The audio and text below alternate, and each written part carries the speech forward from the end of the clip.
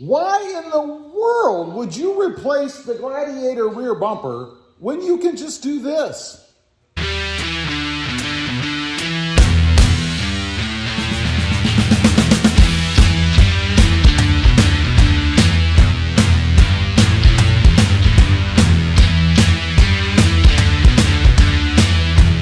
Well, good morning, everybody. How are you today?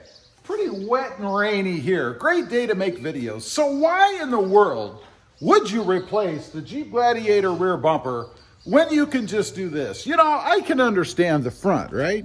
I mean, I did it myself. I put a stubby on there, and there's a functional purpose as well to be able to fit bigger tires, right? You need to be able to turn without hitting that bumper. Plus, I wanted a little bit different look. I wanted some tow hooks up here, probably one of the main driving features for why I did it. And then also this cool looking bar, you know? But really, again, just a functional mod so that I could put bigger tires on without hitting anything. Now, if we move around here to the back, you know, I've been thinking about this, and a lot of people, I see questions and things asking about rear bumpers. What's everybody running for their rear bumper? What should you put on? Should I change it? Blah, blah, blah. And I gotta say, no, I don't think so. And let me tell you why. There's a few reasons. You know, part of the thing or part of the look that I wanted for my rear bumper was double tow hooks, right? Now, if you have a Sport S like I do, it doesn't come with tow hooks, or at least double tow hooks, right? It comes with just one over here on the driver's side.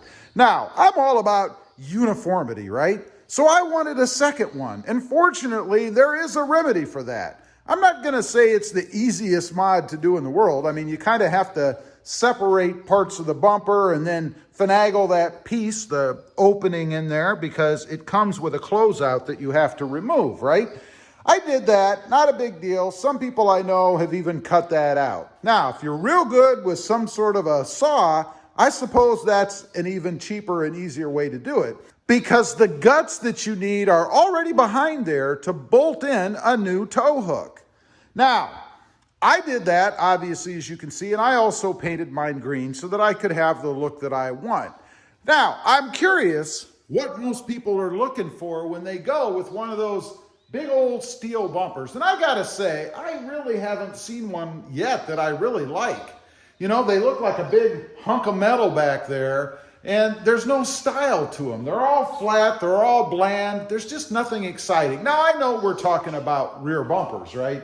But hey, I get excited about these things. So I think if you're really looking for something impactful, save yourself some money. Don't go out and spend $4, $5, $6, $1,000 on some kind of gigantic, heavy rear bumper. I mean, that's another thing. You're gonna add weight back here, right? And who wants to add weight? This bumper, the stock bumper, weighs like next to nothing. Now, as far as the cost to doing what I did, you know, you can do that job for under $100. I mean, it doesn't cost much to buy an additional tow hook. Heck, you can probably even find one on eBay or somewhere, maybe Amazon, for a lot less money than even buying OEM from a Mopar dealer. So less than $100, you can buy the tow hook, you can buy the little opening that goes behind, you know, that little window that you need to be able to push the bumper on. And then you have this look. 2 tow hooks, painted if you choose to do that. Whatever color you want, you could leave them black. They simply bolt off, so it's very easy to pull those things and paint them. Not a problem at all. And removing and reinstalling the bumper, if it takes you more than 10 minutes, you're probably doing something wrong. And that's even without a lift. I did my most recent project here on the ground. I didn't even need the lift. It's that simple to do. Now, I would say you're going to achieve probably even a better look. As I mentioned, I'm not a big fan of the look of some of those gigantic monstrosities that people stick on the back of their Jeeps anyway. And I'm curious, if you've done that, were you really happy with the finished product? Did you like what you've got? I don't know.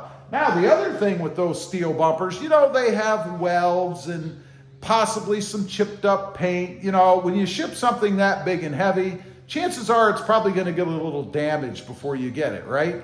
So it isn't going to look like it does in the pictures in the catalogs when it shows up at your house. I'll give you an example of that. You know, I did the sport bar here over on the Tacoma, and it's a big, heavy thing, right? Granted, it does come in pieces, but still big pieces.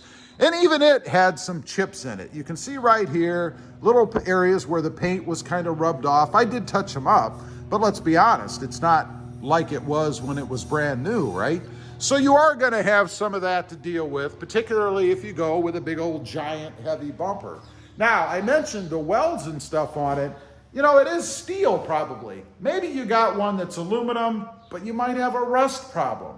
You ever seen the little rust areas right where these parts are joined or welded together, even if they are aluminum?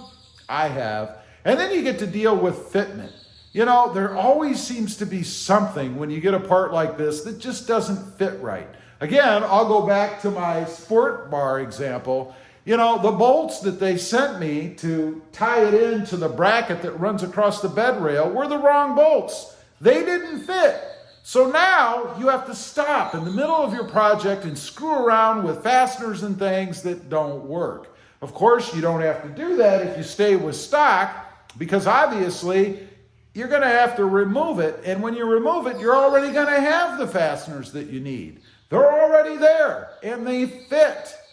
Nothing worse than getting a part and not all the fasteners are there, or something just doesn't fit right and you have to manipulate it some. I mean, who wants to do that? I don't want to do that. I want a at least professional looking job when I'm done. I don't want to have something that's skewed to one side, has a little dent in it, or scraped up or any of that, and try to match that powder coating that they've done to those parts. It's almost impossible. You can get close, but it's not going to look exactly like it should, in my opinion. Anyway, I just wanted to get on here because, you know, after doing what I've done with my bumper here, I don't see any reason to get a steel bumper. I mean, are you backing into things all the time that you need that extra steel to stop from hurting your truck? I don't know. The only argument I could see is if you're very fearful of a rear end collision, then yeah, that steel bumper is going to give you an extra shield, if you will, that the OEM version is not. This thing is not the sturdiest beast out there, but we do have the extra tow hook over here. So if anybody happened to hit that, or even right across, it is going to help to sturdy it up a little bit. So you can rest your mind a little if you go with this second tow hook, which is absolutely what I would recommend if you're considering some sort of a rear bumper change.